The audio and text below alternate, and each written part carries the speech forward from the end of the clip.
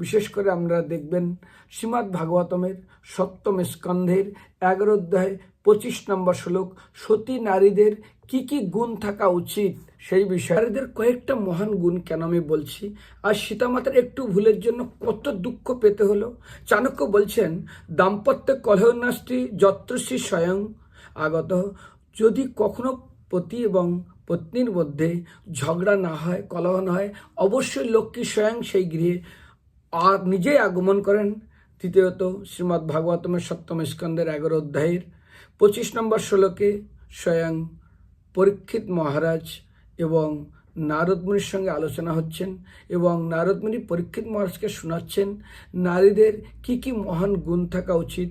শ্লোক সংখ্যা মনে রাখবেন, সপ্তম স্কন্ধের 11 অধ্যায়ে 25, 26, 27 এই 3টা শ্লোক আপনারা পড়বেন, যেখানে বলেছে স্ত্রীনাম চপি ত দেবনাম তৎসুস্যাম অনুকূলহ তৎ বন্ধুস্ব অনুবৃত্তচ্চ নিত্যম তদ্ব্রত ধারণম।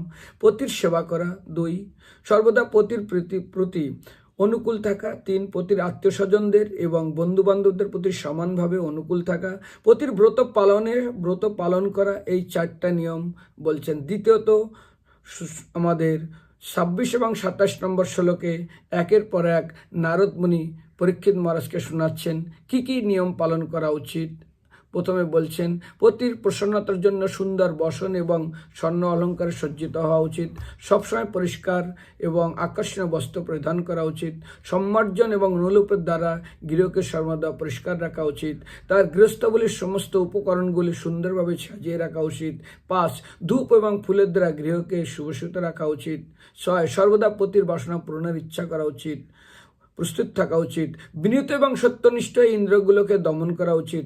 মধুর বাক্যে কাল এবং পরিস্থিতি অনুসারে পতিব্রতা কর্তব্য অনুসারে স্নেহ এবং প্রেম দ্বারা তাকে সেবা করা উচিত। 8 নম্বর, তারপরে আপনারা যাবেন 28 নম্বর শ্লোক। এইভাবে শ্রীমদ্ ভাগবতমের আমি এত ব্যাখ্যা করছি না, এরপরে চলে যাবেন শ্রীমদ্ ভাগবতমের 10ম স্কন্ধে ভগবান কৃষ্ণ গোপীদের উদ্দেশ্য বলছেন। শ্লোক সংখ্যা 10ম স্কন্ধের 29 অধ্যায়ের 24 নম্বর শ্লোক, 25 নম্বর শ্লোক, 26 নম্বর শ্লোক। এবং আবার শ্রীমদ্ ভাগবতমে কশ্যপ মুনি দিতিকে কেন্দ্র করে তিনি শিক্ষা দিচ্ছেন। শ্রীমদ্ ভাগবতমে 6ষ্ঠ স্কন্ধের 18 অধ্যায়ের 27, 28 এবং 35 নম্বর শ্লোক। প্রত্যেকটা মায়েরা যদি সময় পান অবশ্যই আপনারা এই শ্লোকগুলো পাঠ করবেন। বিশেষ করে ভগবান কৃষ্ণ আজ গোপীদের উদ্দেশ্যে শ্রীমদ্ ভাগবতমে 10ম স্কন্ধের 29 অধ্যায়ে 24 নম্বর শ্লোকে রাসনৃত্যের বিষয় প্রসঙ্গে বলছেন, ভক্ত সুস্বর্ণম স্ত্রীণাম পর ধর্মহি অমায়াহ তৎ বন্ধুনাম চ কল্যাণ প্রজানম চ অনুশোষণম পোষণম।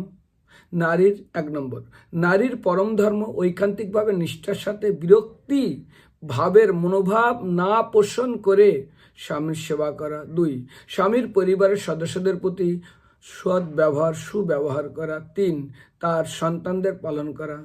আবার 10ম স্কন্ধের 29 অধ্যায়ের এখন 25 নম্বর শ্লোকে ভগবান কৃষ্ণ বলছেন, দুঃশীলা দুর্ভাগা বৃদ্ধ জড় রোগী আতুর অপিবা পতি স্ত্রীবিদ আত্মব্য লোকে ইষ্টবে আপতিকে।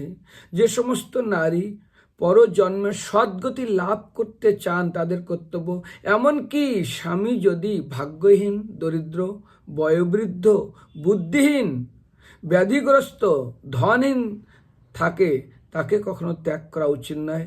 যদি স্বামী বিশেষ করে ধর্মভ্রষ্ট বা নাস্তিক না হয় তাহলে তাকে অবশ্যই সেবা করা উচিত। ভগবান কৃষ্ণ 10ম স্কন্ধের 29 অধ্যায় 26 নম্বর শ্লোকে বলছেন, অস্বর্গম অজস্রম চ ফলগু কৃচ্ছম ভয় অবহম জু স্মৃত সর্বত্র চ উপপত্তম কুল স্ত্রী। কুল নারীগণ, সতী নারীগণ উপপত্তি সংক্রান্ত তুচ্ছ সুখ, স্বর্গ বিরোধী, যশনাশক এবং দুঃখ উৎপাদক, ভয়াবহ, প্রাণহানির সম্ভাবনা সবসময় তা নিন্দিত হয়ে থাকে, সেগুলো অবশ্যই তাদেরকে পালন করা উচিত যেন এইরকম তুচ্ছ কর্মে তারা না যান। দ্বিতীয়ত, 6ষ্ঠ স্কন্ধে আমরা দেখি কশ্যপ মুনি অদিতিকে কিভাবে তার জ্ঞান দিচ্ছেন। বরম বয়ম বামরূপিত তে অয়ম আনন্দিত স্ত্রীম্ভত্র সপতে কুরুকৌ ইহ আগমহ। কশ্যপ মুনি দিতিকে বলছেন, সবসময়ের জন্য পতির সেবায় সন্তুষ্ট। কশ্যপমুনি দিতির সেবায় সন্তুষ্ট হয়ে বলছেন, হে সুন্দরী, হে আনন্দিতা, আমি তোমার জন্য তোমার প্রতি অত্যন্ত প্রসন্ন হয়েছি। অতএব তুমি যে কোনো বর প্রার্থনা করতে পারো এবং আমি প্রসন্ন, সেই জন্য ভগবান তোমার উপর অত্যন্ত প্রসন্ন আছেন। এবং যদি কোনো নারী অত্যন্ত নিষ্ঠা এবং শ্রদ্ধা সহকারে তার স্বামী সেবা করেন, ইহলোক এবং পরকালে তার কোনো বাসনা অপূর্ণ থাকে না। তিনি ষষ্ঠ স্কন্ধে 18-35 শ্লোকে বলছেন, তস্মাৎ পতিব্রতা নায়াম শ্রেয় কামা সমুদ্ধমে যজন্তন্যন ভাবেন পতিম তাপতিমীশ্বরম।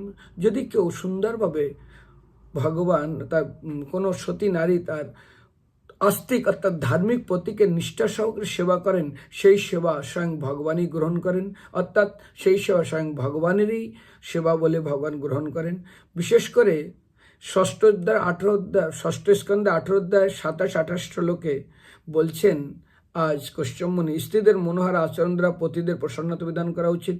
স্বামীর সমস্ত মনোবাসনা অর্থাৎ অত্যন্ত নিষ্ঠা সহকারে পূরণ করা উচিত, তার সেবা করা উচিত, প্রেম বিনিময় করা উচিত, নম্র বিনয় আত্মসংযম মৃদুহাস্য এমন এবং মনোমুগ্ধকর দৃষ্টির দ্বারা এই সব উপায়ে পতির প্রসন্ন বিধান করা উচিত।